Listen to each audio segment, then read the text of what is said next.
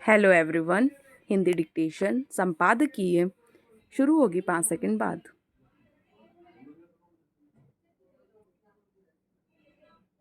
अपने 8 पेज के फैसले में सुप्रीम कोर्ट की बेंच ने स्पष्ट किया कि दिल्ली के सीएम केजरीवाल को दी जाने वाली अंतरिम जमानत को न तो नजीर बनाया जाएगा, न ही इससे कानून की नज़रों में राजनीतिक लोगों का एक अलग क्लास बनेगा।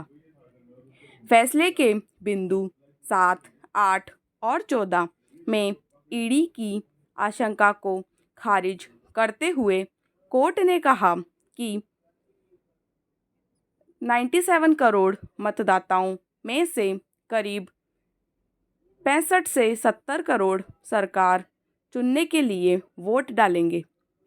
चुनाव किसी भी प्रजातंत्र की प्राणवायु है। ऐसे में अभियोजन ईडी का कहना है कि इससे राजनीतिक वर्ग को प्राथमिकता मिलेगी, कतई गलत होगा। कोर्ट के अनुसार यह अंतरिम जमानत है और कानून कोर्ट को इसकी शक्ति देता है। बहरहाल जिन 5 शर्तों पर केजरीवाल को छोड़ा गया है, उनमें कोई भी उन्हें कहीं भी चुनाव प्रचार करने से नहीं रोकती।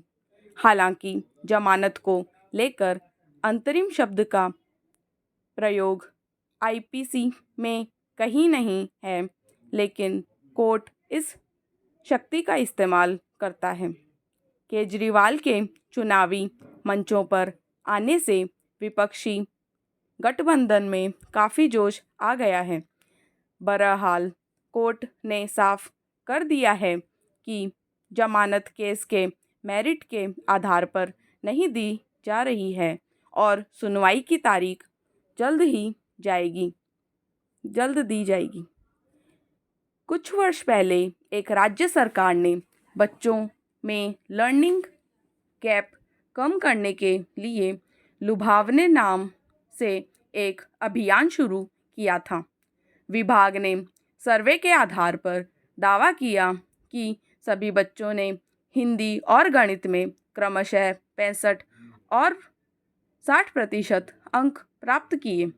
नीति आयोग तक ने इस अभियान की तारीफ की, लेकिन जब उन्हीं सवालों के साथ एक स्वतंत्र अध्ययन किया गया तो पता चला कि एक भी बच्चे ने दावे के मुताबिक अंक प्राप्त नहीं किए।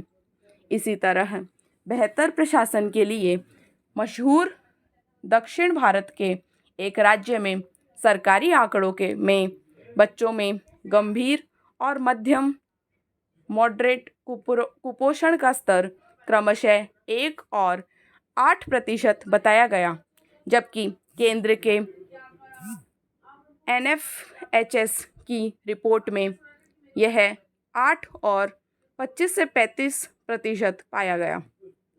सरकारों की सच छुपाने की इस आदत से देश में करोड़ों बच्चे वयस्क तो होते हैं, लेकिन अशिक्षा के कारण श्रम बाजार में खड़े हो जाते हैं, क्योंकि आधुनिक उत्पादन प्रक्रिया में योगदान के लिए उनके पास बेसिक ज्ञान भी नहीं होता।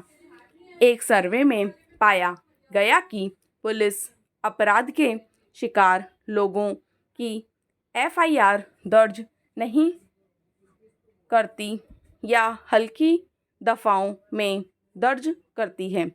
लिहाजा अपराधी निडर होकर भविष्य में अपराध करने को तत्पर रहता है। अगर अपराध लिखे भी गए तो भ्रष्टाचार व लचर अभियोजन के कारण उत्तर भारत के एक राज्य में 89% केस कोर्ट से खारिज हो जाते हैं। शिक्षा और स्वास्थ्य के आंकड़े बढ़ा चढ़ाकर बताने और अपराध कम करके दिखाने के पीछे राजनेताओं का दबाव भी एक बड़ा कारण है। चुनाव की राजनीति में जनता को लुभाने की होड़ में नेता दीर्घकालिक जनहित की परियोजनाओं को दरकिनार कर फौरी लाभ वाली रेवड़ी संस्कृति पर ज़्यादा भरोसा रखते हैं। स्टॉप। धन्यवाद।